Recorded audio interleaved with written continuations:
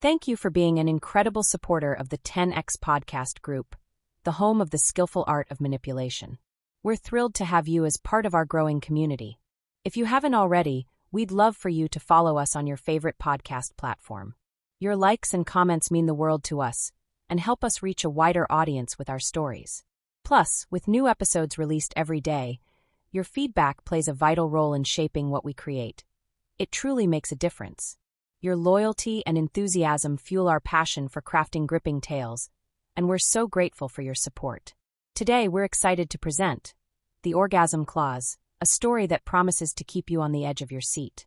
Let's dive into this thrilling narrative together. Chapter 1: The Devil in a Corner Office. There are places in this world that bleed power through the walls. You can smell it before you ever see it. It's in the leather of the chairs, the bitter edge of expensive cologne hanging in the air, the cold gleam of polished steel that reflects a version of yourself you barely recognize. Holloway and Chase corporate headquarters was one of those places. And I wasn't there to worship it. I was there to burn it to the fucking ground. My first day started like a cliché. A tight skirt, a white blouse just shy of inappropriate, and heels sharp enough to slit a man's ego open. I walked past security with a laminated intern badge clipped to my chest and a lie on my lips. Smiled at the receptionist, gave the HR lady my best, I'm eager and grateful face, and let them believe I was just another overachieving college girl lucky enough to land a spot in one of the top firms in the city. I wasn't lucky. I was surgical. And the man behind the door at the end of the hallway? He was the infection. Richard Holloway, CEO, silver-tongued sadist, poster boy for toxic masculinity in overpriced suits. He was the kind of man who measured his worth by the size of his watch and the number of people who flinched when he entered a room. The office itself was a mirror of his soul, soulless. Cold. Designed for intimidation. Everything was monochrome, clinical, like color was too beneath him. A floor-to-ceiling window overlooked the skyline, but it felt less like a view and more like a throne. I knocked, even though I didn't have to. He already knew I was coming. Close the door, he said without looking up. His voice wasn't a request. It was a command wrapped in ice, and delivered with the casual cruelty of someone used to obedience. I obeyed for now. He didn't look at me for the first full minute. Kept typing on his laptop like I didn't exist, like he was making a point. Then finally, slowly, he looked up and smiled, this wolfish, lazy thing that didn't reach his eyes. "You're the new intern?" he asked, even though he already knew the answer. "Yes, Mr. Holloway." "Don't call me Mr. Holloway. Makes me feel old. Call me Richard." I hated that name. I hated the way it sounded in his mouth, and I hated even more how many times I'd have to pretend not to gag when saying it. "Yes, Richard." He motioned for me to sit, but never told me to relax. That was the game. He gave you space but never comfort. Made you feel like you were always on the edge of a trap. I sat anyway, crossing my legs carefully, placing my hands in my lap. I knew how to play docile when I needed to. It's what men like him expect from girls like me. "You're not here to answer phones," he said. "You're here to learn. But don't waste my time. I don't give second chances and I don't babysit." "Understood," I said, meeting his eyes dead on. A flicker of something crossed his face. Interest, maybe. Challenge. He liked to break people. I was just his new toy. Except I wasn't here to be played with. He didn't remember my mother. Why would he? Just another woman he steamrolled to get his numbers up. She worked in PR, gave him 14 years of her life, and he fired her without a severance or a second thought when she refused to cover up one of his little scandals. Something involving a junior employee and a non-disclosure agreement. She spiraled after that. Pills. Shame. Silence. Richard ruined her. So I made it my mission to ruin him back. But not through courtrooms or protests.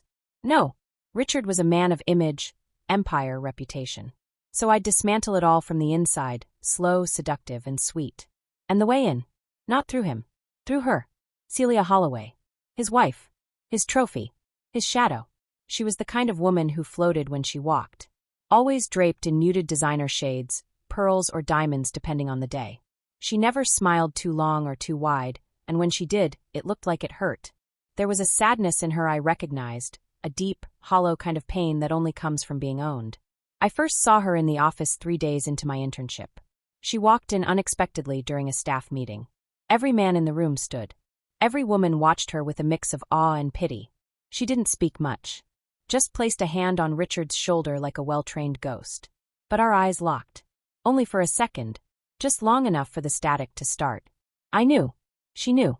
That same week, I followed her online. She had a public-facing Instagram filled with press-ready poses and vacation photos. But buried deeper in the recesses of a burner profile linked to a spa she frequented, I found what I needed. Photos of her with a younger man, smiling, touching, not quite subtle. And I knew I had her. Because women like Celia don't risk being seen unless they want to be seen. So I gave her something to see.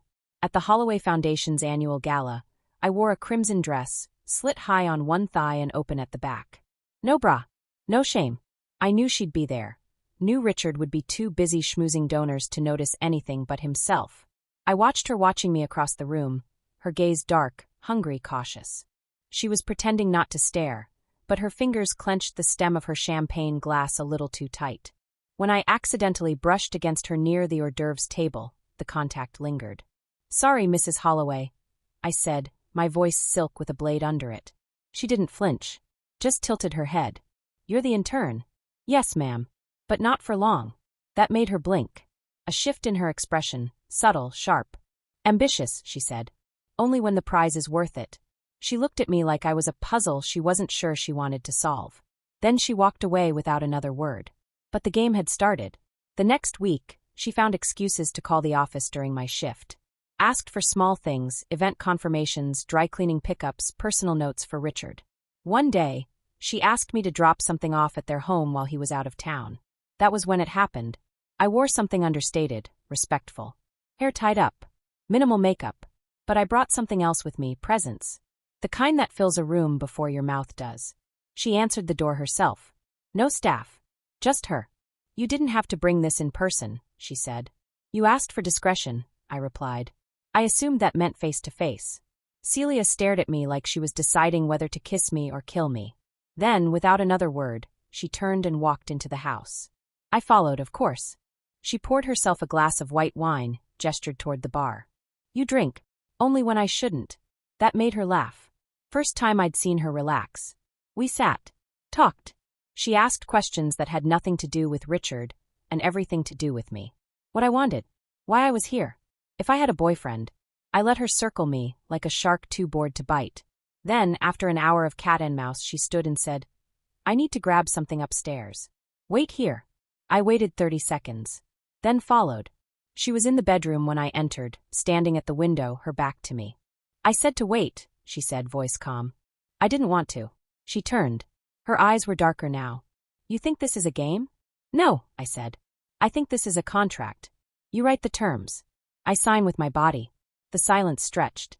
Then she crossed the room, grabbed me by the wrist, and kissed me like she'd been holding her breath for years. We didn't make love. We fucked. Raw. Urgent. Wordless. Like we were punishing someone else with every movement. She was dominant at first, hungry, precise, but I flipped her mid-act. Took control. Made her say my name with her legs trembling and her teeth biting down on a silk pillow. And above us, the lens blinked red. Hidden. Recording. Every gasp. Every cry. Every violation of her marriage vows.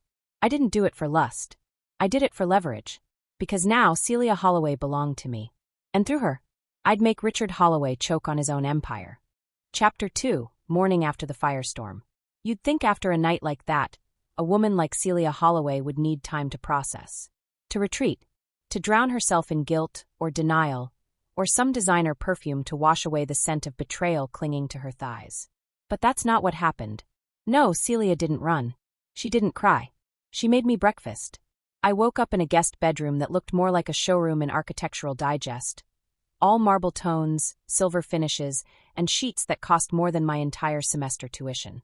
My body ached in places I hadn't known could ache. My thighs, my ribs, even my jaw. She hadn't just fucked me. She'd devoured me. And in return, I'd offered myself like a weapon. The air still smelled faintly of her perfume.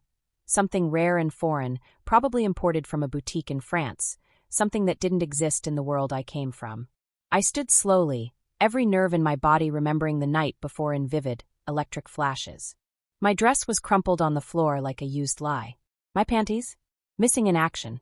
I walked barefoot through the hall, past the mirrored walls and minimalist art, until I reached the kitchen. And there she was, Mrs. Celia fucking Holloway, hair tied in a loose knot, barefoot, wearing a silk robe the color of wet blood. No makeup. No armor. She looked up at me as casually as if we'd just finished yoga and not torn each other apart the night before. I made coffee, she said, like this was normal. Like we were normal. I didn't speak. Just stared. Watching her move was like watching a tiger clean its paws after a kill, graceful, precise, deceptively calm. She slid a plate toward me across the counter. Scrambled eggs, avocado toast, and fruit cut into obsessive little cubes. She wasn't just being polite. She was making a point. I sat, took a bite, watched her over the rim of my mug. She sipped her coffee like this was just another morning in paradise. No shame. No hesitation. So, she said finally, tilting her head. Are we going to talk about it? What's there to talk about? I replied, keeping my tone as neutral as possible. Celia smiled. Slow. Dangerous. You're not what I expected. Neither are you. She took a breath, almost like she was about to say something meaningful, something raw. But then her face shifted, back into that perfect, emotionless porcelain she wore like a second skin. She stood up and started clearing the dishes. I need to go meet with a donor this afternoon, she said. And you, I imagine, need to get back to the office. She didn't ask me to stay. But she didn't ask me to leave either. Before I left, I glanced at her bedroom. The room where secrets had spilled like wine and moans had shattered the silence. The room where I captured everything on a camera the size of a coin, perfectly positioned in the art piece above her bed. She had no idea. I walked out of that house with clean clothes, freshly applied lipstick, and a fire raging in my chest. Because now I had ammunition. Now the game was real. But the real surprise? I wasn't the only one who changed that night. Back at the office, Richard was unusually chipper. A rare thing. He joked with the board, barked orders with less venom, even called me by my actual name during a meeting. I should have been suspicious, but I already knew why. He was fucking someone. Richard was always his calmest after sex, and judging by the texts I intercepted from his assistant's laptop, it wasn't Celia. He thought his wife was home, sipping tea and reading Vogue. She was licking my name off her lips. I didn't speak to Celia for the next 3 days. She didn't text, didn't call, and I let her think I was giving her space. Let her stew in the silence. Let her wonder if I was going to confess, or worse, disappear. That's how you take control. You give them the best night of their life, then vanish like it meant nothing. On day 4, a car pulled up outside the office, her car. The driver didn't come out, but the back window rolled down, and her voice drifted from inside. Get in. I didn't hesitate. Inside, the air was cold, the windows tinted, the walls between us thicker than ever. You've been quiet, she said, not looking at me. You've been busy. She smirked. I don't like being ignored. Then don't do things that make people walk away. She turned just slightly, her eyes flicking toward mine. Was it a mistake? I leaned closer. Close enough for her to feel my breath on her neck. Depends on what you do next. She didn't respond. Just reached over and handed me a slim envelope. Inside was a keycard. To the penthouse suite at the Indigo, she said. Room 1903. Friday night. 9 p.m. Then the window rolled back up, and the car disappeared into traffic like she'd never been there at all. Friday came, and I wore black. Not sexy black. Power black. High-neck dress, red lips, hair slicked back. When I walked into that suite, Celia was already there, drinking red wine in lingerie that looked like it had been custom-stitched by Satan himself. But this time, I didn't let her lead. I cuffed her to the bed. Silken ropes. Gentle, but firm. She gasped, not in fear. In need. I made her beg. Slowly. Repeatedly. Made her confess the things she'd never whispered to anyone. Her resentment for Richard, her loneliness, the affairs she suspected but couldn't prove. I made her feel seen. Touched. Owned. And then, when she was trembling on the edge of bliss, I whispered into her ear. You belong to me now. She didn't argue. The camera was running again. Another angle. Another night. Another tape. When it was over, she cried. Not because she was ashamed, but because she didn't know what to do next. She was unraveling, and I was the thread she couldn't stop pulling. I let her fall asleep in my arms, stroking her hair while her breath slowed. But inside, I was calculating. Because 2 tapes were enough to start the fire. But it would take a few more nights, a few more confessions, and a little more pain before I burned the whole house down. I left before dawn. Left her with tangled sheets, trembling thighs, and my scent all over her pillow. I didn't look back. Because I already knew. She'd never be able to quit me. And Richard Holloway's perfect little world? It was already starting to rot from the inside. Chapter 3. A whisper becomes a weapon. It didn't start with a threat. Not a bold one, anyway. It started with a whisper. The kind that makes you turn your head, check the shadows, wonder if what you heard was real. That's how manipulation works. You don't kick the door down. You leave it cracked and let them swing it open themselves. By the time I sent the first clip, Celia had already begun to tremble. Not from guilt, but from dependency. You don't fuck a stranger and then invite them back unless you're starving for something deeper. Something desperate. And Celia, she was ravenous. For touch. For control. For freedom. For me. It had been 2 weeks since the indigo suite. 2 weeks since I left her cuffed, trembling, crying in my arms like a child asking not to be abandoned. She didn't know it yet, but she wasn't afraid of being caught. She was afraid of being forgotten. I didn't text. Didn't call. I left her in silence. And in that silence she unraveled. The footage I had, 2 perfect angles, crystal clear sound, her voice breathless with pleasure and confession, wasn't just leverage. It was a masterpiece. I spent hours editing it. Not to humiliate her, but to control her. The most damning parts weren't the moans or the arch of her back. It was what she said when she thought no one else would hear. I hate him. I hate Richard so fucking much I want to burn his heart while it's still beating. She'd whispered it like a prayer. I looped it. Enhanced the audio. Synced it with the moment she came. That's what I sent her. 31 seconds of pleasure laced with poison. No warning. No context. Just a file, encrypted, sent from an anonymous email address to her private inbox. The one she thought no one knew about. The subject line was blank. The body of the email contained 2 words. Do you trust me? I watched the read receipt ping 5 minutes later. No reply. But I knew what she was doing. She was pacing her mansion in silent panic, checking her bedroom, checking her phone, rewatching the video over and over, wondering when the next shoe would drop. I didn't make her wait long. That night, I showed up at a gala she was co-chairing for some arts foundation. She wore emerald satin and a fake smile. Richard was at her side, laughing with a senator, his hand glued to her waist like ownership. I made eye contact with her across the room, brief. Controlled. Just enough to set her heartbeat off beat. Then I turned away. She cornered me in the bathroom 30 minutes later, her voice low and sharp like broken glass. What the fuck was that? She hissed, pinning me against the marble sink with her eyes. You saw it, I said coolly. Thoughts? Are you trying to destroy me? No. I'm trying to help you destroy him. She flinched. That's when I knew the hook was in deep. Not just lust. Not just fear. Curiosity. She wanted to know what I meant. What I had planned. How far I was willing to go.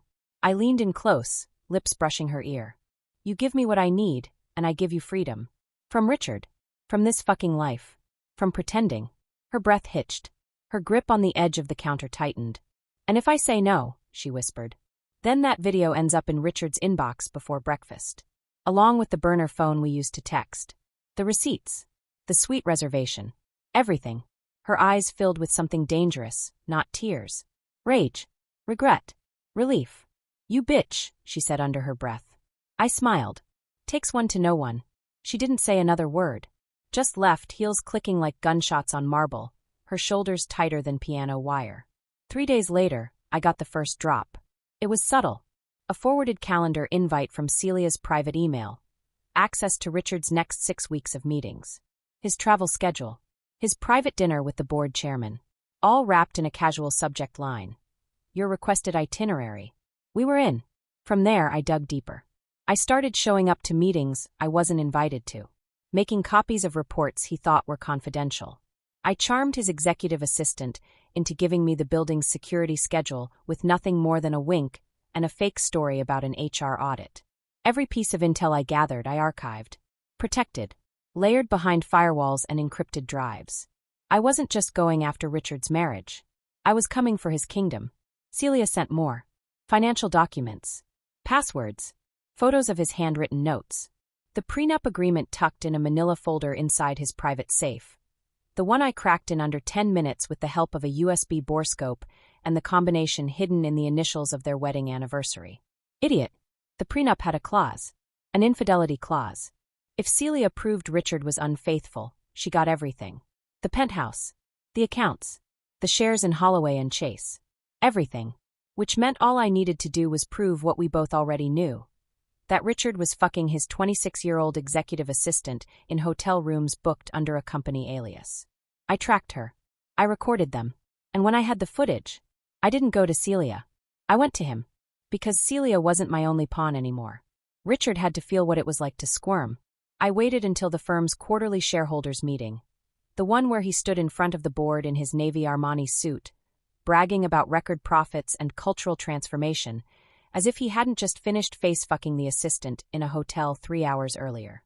While he was presenting, I walked into his private office and left a flash drive on his desk. Black. Unlabeled. Untouched. I stood in the shadows across the street that night, watching as the office lights stayed on longer than usual. He opened it. He saw himself on screen, grainy footage, but clear enough. His face. His dick. Her moans. The timestamp. Then the second file autoplayed. Celia's voice. I hate him. I hate Richard so fucking much I want to burn his heart while it's still beating. I could only imagine the silence in that office. The sound of his breath catching. The sweat prickling under his collar. The panic crawling down his spine. He didn't call security. He didn't call Celia. He called me. Private line. Untraceable number I gave him once, pretending it was for urgent marketing emergencies. Who the fuck are you? He demanded. I smiled as I leaned back in bed, naked, covered in Celia's lipstick from the night before. I'm your intern, Richard, I purred. Didn't you say on my first day that you don't give second chances? He was silent. I let the silence linger. Then I spoke again. You're going to transfer 40% of your shares into a holding account I control. Temporary, of course. Just until we determine whether you're capable of behaving like a loyal husband. You've lost your fucking mind. No, Richard. You lost control. I just picked it up off the floor. He hung up. The next day, the paperwork showed up in my inbox, unsigned. But that was okay. Because the war had begun. And wars aren't won in one battle. They're won by inches, by leverage, by secrets whispered between sheets and threats scribbled in lipstick on hotel mirrors. I had Celia. I had the tapes. And now I had his attention. The empire was cracking. And I was just getting started. Chapter 4, Queenmaker. There's a moment in every con where the mark stops being a victim and starts becoming an accomplice. That moment is delicate, like a hairline crack in a wine glass. One wrong vibration, and everything shatters. But if you're careful, if you whisper just the right words in just the right ear, the crack doesn't spread. It deepens.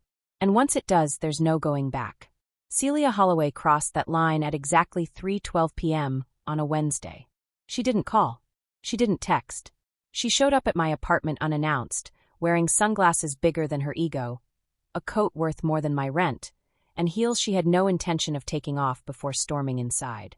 I barely had time to lock the door before she slapped me. Hard. You went to him, she hissed.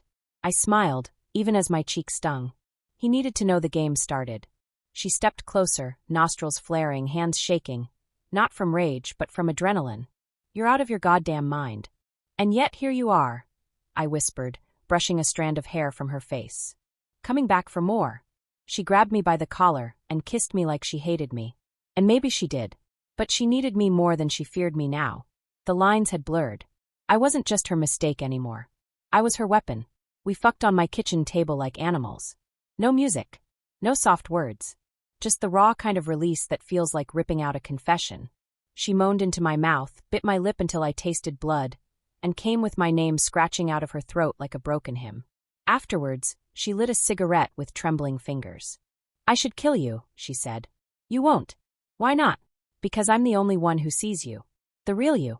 She didn't answer. Just smoked in silence while I lay naked beside her, watching her face. That face that had once been flawless porcelain was now smeared mascara and fury. And I had never seen anything more beautiful. That was the day she became my queen. And I became her kingmaker. Over the next 3 weeks, we built the plan. We met in secret, always in new places. A private club in the basement of a jazz bar. A decaying motel off the freeway with no cameras. Once, inside her husband's own wine cellar while he slept upstairs with a Xanax-induced blackout. We spoke in low voices, always careful, always circling the inevitable truth. Celia wasn't afraid of Richard anymore. She wanted to replace him, but wanting power and knowing how to wield it? Those are two different things. That's where I came in. Step 1 was visibility. Celia had spent her life as Richard's silent accessory. A mannequin at galas, a perfect ghost in press photos, a whispered presence behind every charitable donation. We changed that. She launched a private foundation, the Holloway Initiative for Women in Business. Public. High-profile. Aggressive. Her name started appearing on panels. On podcasts. In headlines. We staged press releases, orchestrated viral soundbites, planted paparazzi photos of her smiling with political figures. She was no longer the background. She was the entire fucking stage. And the world noticed. Step 2 was leverage. Richard had barely begun to feel the noose around his neck. The video I'd sent him had rattled him, but not enough. Men like him don't fear blackmail. They fear exposure. So I sent him another flash drive.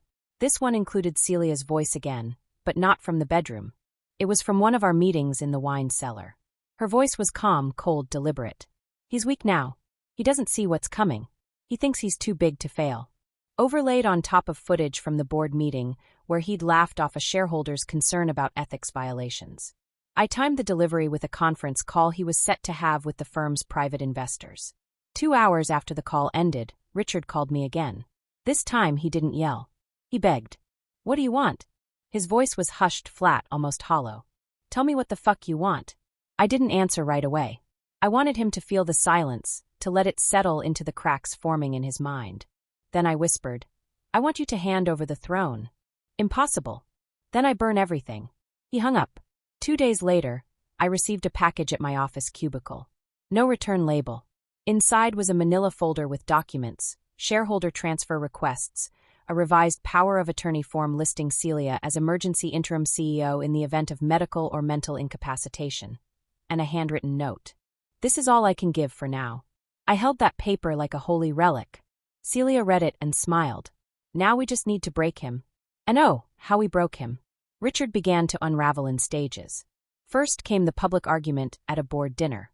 A waiter spilled wine on his jacket, and he screamed so loud it made headlines. Then the miscalculated speech at the regional summit, rambling, incoherent, visibly sweating under the stage lights. The internet ripped him apart. Meme after meme. Hashtag sweaty CEO. Hashtag wine rage Richard. He started drinking more. Paranoia set in.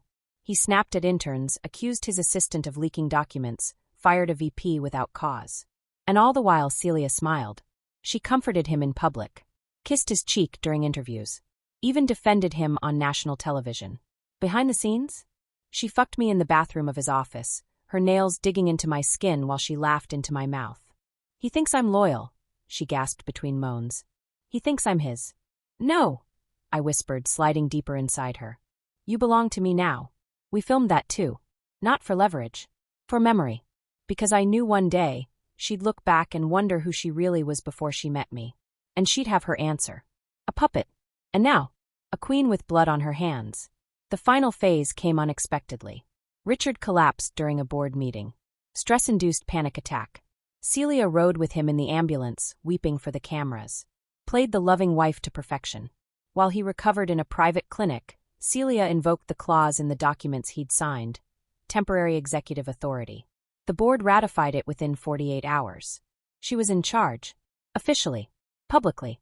Permanently. And I was still just an intern. A silent architect in the shadows. But I didn't care about titles. Because I already had everything that mattered. Her. The company. The tapes. The truth. And now, with Richard sedated, isolated, and powerless, we could finally begin phase 2. Not just revenge. Empire building. Chapter 5. Poison in the honey. Power doesn't always corrupt. Sometimes it seduces.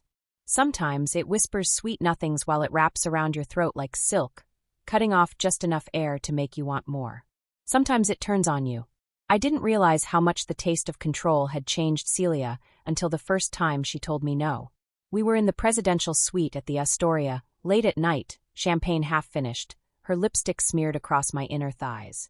She was lying beside me, naked except for a diamond necklace I'd watched her steal from her own jewelry vault an hour earlier. I reached for her. She pulled away. "I'm tired," she said, turning toward the window. At first, I thought it was nothing. A mood. A moment. But the next day, when I showed up at the firm with a new folder of blackmail insurance, documents that would have given her full access to Richard's offshore accounts, she didn't even look up from her laptop. "You're becoming reckless," she said, typing. "We need to slow down." That word, we used to mean alliance. Now it sounded like a leash. She didn't ask where I got the documents. Didn't touch me. Didn't smile. She just nodded, told me to email her a summary, and dismissed me with a click of her mouse like I was some junior assistant pitching a bad idea. And in that moment, I felt something I hadn't felt since the day Richard called me sweetheart and dismissed me from a meeting. Small. I left her office with a tight throat and a sick feeling in my gut. At first, I told myself it was strategy. She was playing cautious. We were in too deep. We had to consolidate. But the truth kept gnawing at me like rats in the walls. Celia was changing, and not into something better, into something scarier. That week, I started watching her differently, tracking her moves, listening not to what she said but what she didn't. The warmth she used to fake in public was gone, replaced with something colder, calculated. She began dressing sharper, speaking less, delegating everything to a tight, inner circle of female executives she'd pulled in overnight, women I didn't know. Women who didn't know me. Her calls grew shorter. Her texts delayed. The sex was less frequent, more mechanical. She came like it was a chore and rolled away like it didn't matter. And still I kept crawling back, like a dog begging for its leash. Because I didn't just want Celia's body anymore. I wanted her devotion. I wanted to matter. But the worst part? She could feel it. And she used it. 2 weeks into her reign as acting CEO, Celia invited me to a private dinner on the roof of a members-only club. I dressed to kill, sleek black, thigh-high slit, red lips, but when I arrived, she was already seated with someone else. A man. Tall. Lean. Dark suit. Smug face. She stood, kissed me on the cheek, and introduced him as Marcus Vale, financial advisor to half of Manhattan's elite, and apparently, her new strategic partner. Marcus looked at me like I was the garnish on a cocktail he didn't order. "You're the intern," he said, offering a fake smile. I returned it with poison. "And you're the unnecessary middleman." Celia laughed. "Play nice," she purred. But it wasn't the kind of laugh she used to share with me. It was performance. Theater. She was playing a new game. And I wasn't her co-star anymore. I was the fucking understudy. I barely spoke during the meal. Just drank, smiled, nodded. All the while, my brain spun like a loaded revolver. She hadn't told me about Marcus. She hadn't asked. That night, back at her place, I confronted her. "What is he?" I asked, standing at the foot of her bed while she took off her earrings like I hadn't just bled for her in silence all evening. "An investor," she said. "You don't need him." "I need stability," she snapped. "Credibility. Someone with a name that isn't dripping in scandal and sex." I froze. My mouth went dry. "Is that what I am to you?" I asked.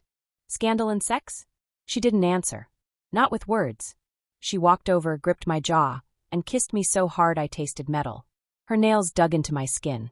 Her breath was fire. "You're everything," she whispered. "But not forever." That cut deeper than any slap. Because I knew what it meant. I was the ladder she'd climbed to escape the cage Richard built. And now that she was standing at the top, she was ready to kick it down. I didn't sleep that night. I lay next to her in silence, her head on my chest, her arm draped over my stomach like she still needed me. But her fingers were still, her breathing too even. She wasn't clinging. She was done. In the morning, she left early. Claimed she had meetings. Kissed my forehead, told me to lock up. And then she was gone. I walked through her penthouse like a stranger. Everything was in its place. Too clean. Too perfect. Like she'd already started erasing me. Then I saw it, an envelope on her desk. Unsealed. Inside, a copy of the deed transfer documents I had forged for her weeks ago. The ones Richard had refused to sign. Except now they were signed. And dated. Yesterday. Without my help. Without my knowledge.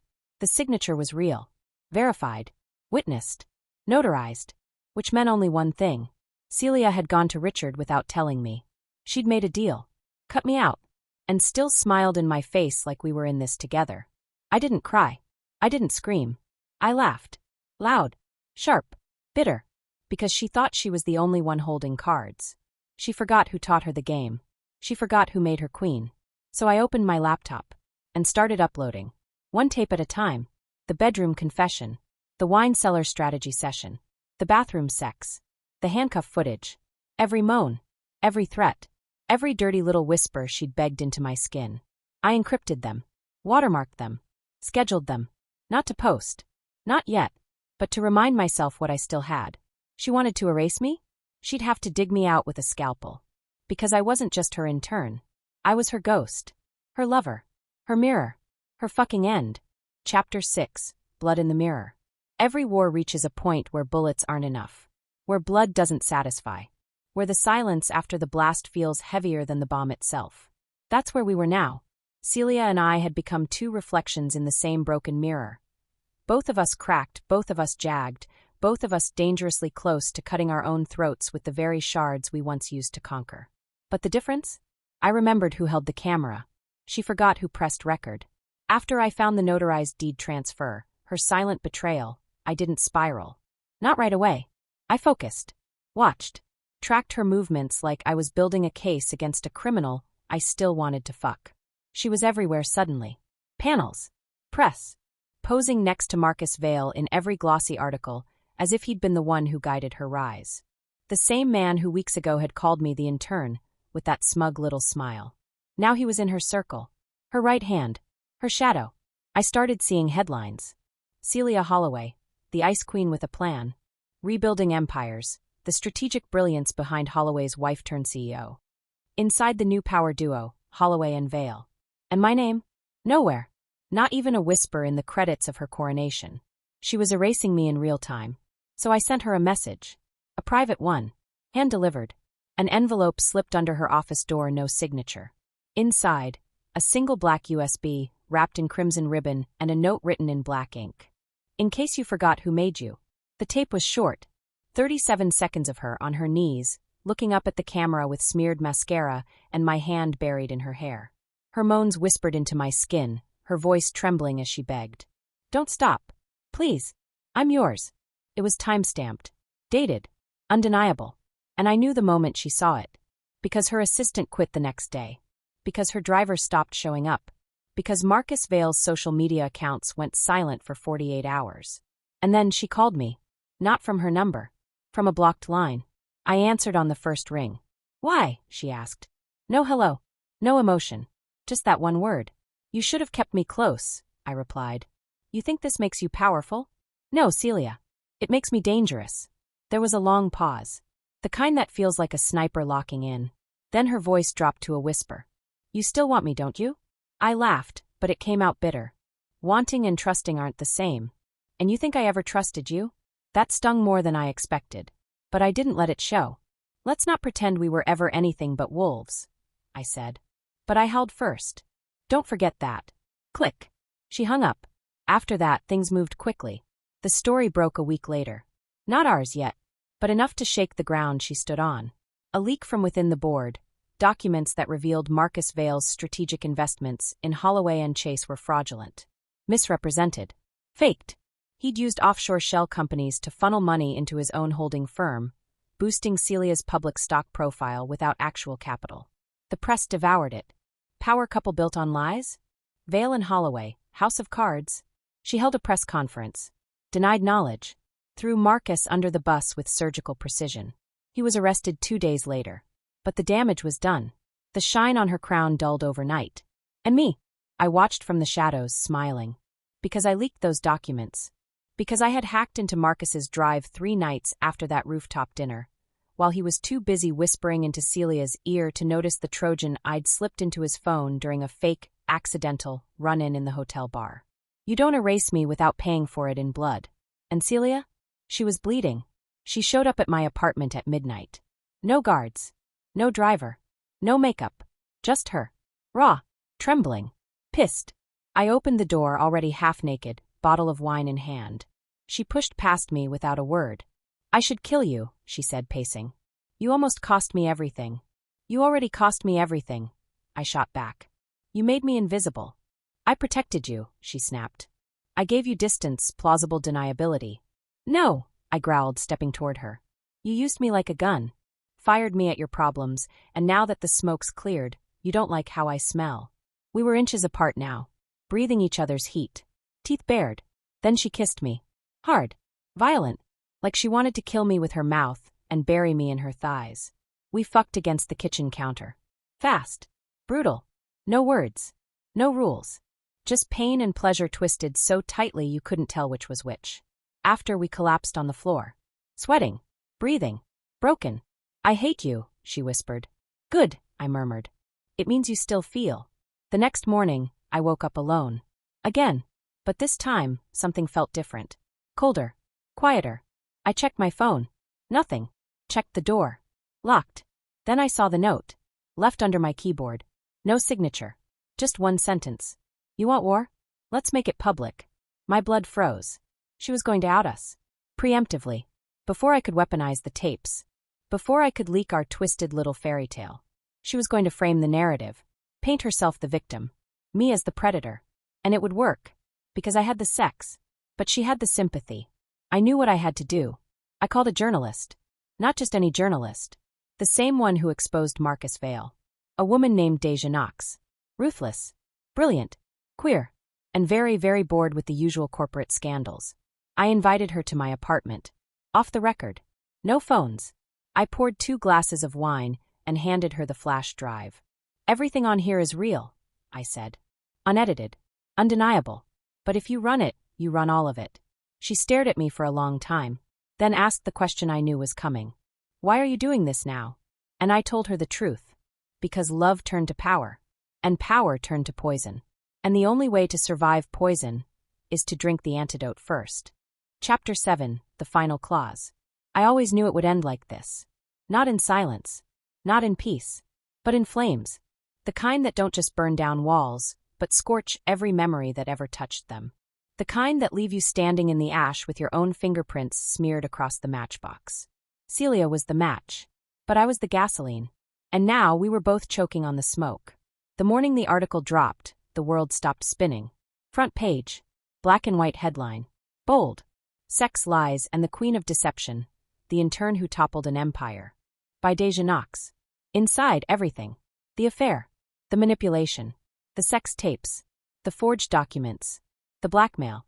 The war for control. The collapse of Holloway and Chase. Marcus Vale's scandal. Richard Holloway's breakdown. All of it. Laid bare. No censor. No apologies. Photos. Quotes. Screenshots. Audio clips. And at the center of it all? Me. Not Celia. Me. They called me a predator. A seductress. A corporate saboteur. A calculated manipulator who seduced a vulnerable CEO's wife and extorted an entire empire from the inside. They painted her as a victim of coercion. A woman deceived by a cunning intern. A martyr. A fallen angel. The headlines spun faster than the truth. And the truth didn't matter. Because perception is power. And Celia had mastered that better than I ever did. That afternoon, my inbox was a graveyard. Job offers rescinded. Friendships ghosted. Messages screenshotted and passed around like warnings. People called me every name they could think of. Homewrecker. Slut. Psycho. Bitch. Predator. Snake. Blackmailer. Whore. They didn't care about the details. About the months of manipulation Celia pulled behind the scenes. About the power dynamic she leveraged from the start. About how I was the one with scars under my ribs and a closet full of secrets she dressed me in. No one cared about what she said in those tapes. Only what I did. The world never sides with the intern. The board at Holloway and Chase launched an immediate internal investigation. Celia was temporarily suspended pending further review. Marcus Vale was facing 5 felony charges. Richard Holloway, still sedated, isolated, irrelevant. And me. I was radioactive. My lease was terminated. My credit cards froze. My school withdrew me, pending review of ethical violations. I became a ghost in my own city.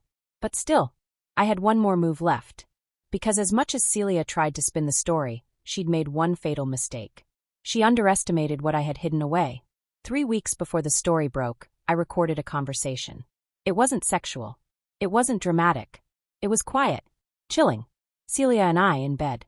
Her voice low. Confessional. Vulnerable. I don't care what happens to Richard, she said. He's a shell. I'm the one who built this new empire. And if anyone tries to take it from me, I'll bury them. Even you. Even you. She said it without blinking. Without shame. And she meant it. I saved that clip. Hid it in an encrypted cloud with a trigger email set to release it to 5 major outlets the moment I pressed one button. It wasn't blackmail. It was my insurance policy. So when Celia invited me to meet, one last time, I accepted. Because I knew this wouldn't be a reconciliation. It would be a reckoning. She chose the same rooftop bar we met Marcus at all those weeks ago. Everything came full circle. She wore white. Symbolic. Clean. Ridiculous. I wore black. No symbolism. Just wore paint. She didn't stand when I arrived. Just sipped her martini and looked at me like I was the ex she regretted letting stay alive. You look tired, she said softly. You look fake, I replied. She smiled. The press loves a good victim. And the board? Cowards. They'll reinstate me in a month. Marcus takes the fall, Richard's tucked away in a psych ward, and you're yesterday's clickbait. I nodded. Waited. Watched. You think this is over? I asked. It is, she said. You lost. I survived. Not yet, I whispered. Then I slid the phone across the table. Pressed play. Her voice filled the air. I'll bury them. Even you. Celia's face didn't change. But her hand trembled slightly as she reached for her glass. I paused the recording. The world may love a victim, I said. But they hate a villain who pretends. Her jaw clenched. You release that and we both go down. No, I said. Just you. I already burned. You loved me, she whispered, voice cracking for the first time in months. I still do, I said honestly. But love doesn't mean mercy. I didn't leak the tape that day. I didn't have to. Because the next morning, Celia Holloway was found unconscious in her penthouse suite. Pills. Wine. A note. Simple. There's no such thing as freedom when every part of you was purchased. She survived. Barely. But the world never forgave her after that. The press turned fast. Branded her unstable. A liar. A manipulator. Said she weaponized her story to climb the ladder and then cried victim to soften the fall. The board cut ties. The foundation closed. Her name became poison. No trial. No charges. But no redemption either. I moved cities. Changed my name. Burned the old phone. Started over. Sometimes people recognize me. Sometimes they don't. Sometimes I wonder what would have happened if I never walked into that office. If I never saw Celia that first day. If I'd just been the intern with dreams instead of the intern with a vendetta. But that girl? She's long dead. What remains is someone else. Sharper. Colder. Untouchable. And every now and then, I dream of her. Celia. Naked. Breathless. Begging. But the memory fades faster every time. Because in the end, the Orgasm Clause wasn't about sex. It was about power. And power always comes with a price. The end.